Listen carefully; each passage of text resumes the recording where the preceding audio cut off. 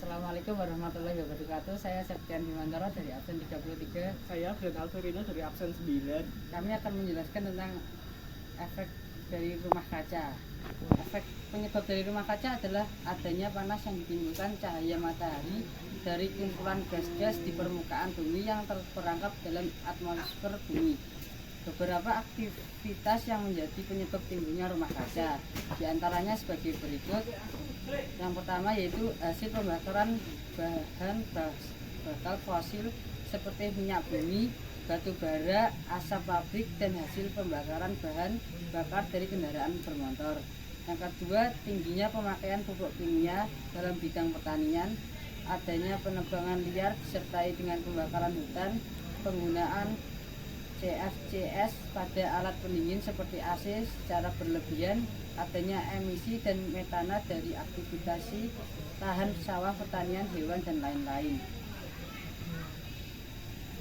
Solusi untuk cara mengatasinya adalah satu, menggunakan energi listrik dengan efisien dengan cara mematikan lampu yang tidak digunakan.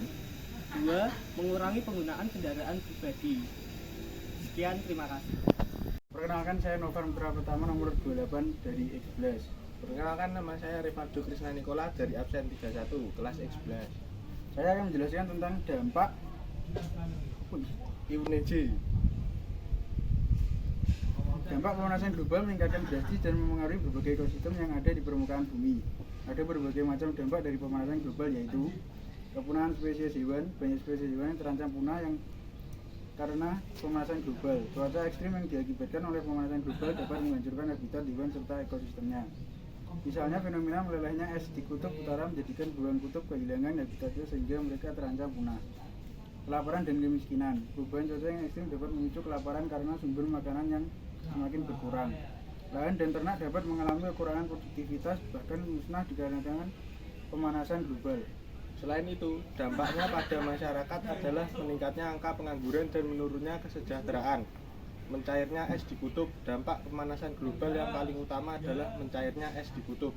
Hal ini disebabkan adanya peningkatan suhu bumi. Dalam 30 tahun terakhir, jumlah es di kutub yang mencair akibat pemanasan global mencapai 28.000 triliun ton. Peningkatan volume air laut. Dampak yang ditimbulkan selanjutnya adalah peningkatan volume air laut yang diakibatkan debit air meningkat setelah triliunan ton es mencair. Perkenalkan, nama saya Abdul Iswara dari kelas X11 nomor absen 1. Perkenalkan, saya Dinandra Rizky Rabani dari kelas X11 nomor absen 12. Saya di sini bersama Dinandra akan menjelaskan gejala-gejala global warming. Contohnya, meningkatnya suhu udara di atas air laut. Gejala pemanasan global enggak cuma terjadi di daratan, tapi juga di lautan ini, berupa peningkatan suhu di atas laut.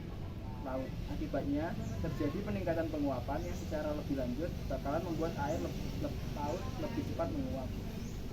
Udara jadi mengandung lebih banyak uap air yang pada akhirnya berkontribusi pada peningkatan suhu udara dan derasnya air hujan. Suhu permukaan laut meningkatnya sejak tahun 1901 sampai 2015.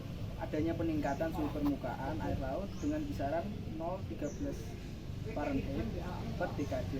Angka tersebut mengalami peningkatan terus-menerus. Gejala pemanasan global ini tentu memiliki dampak negatif seperti merusak terumbu karang, meningkatkan pertumbuhan alga, terus masih banyak yang lainnya. Peningkatan kelembapan. Ada peningkatan uap air di udara atau saat panas di laut. Ini terjadi karena naiknya suhu permukaan baik di darat maupun laut sehingga terjadinya penguapan. Dan pada akhirnya muncullah kelembapan atmosfer. Nah, uap air merupakan gas rumah kaca. Peningkatan kelembapan menyebabkan pemanasan tambahan.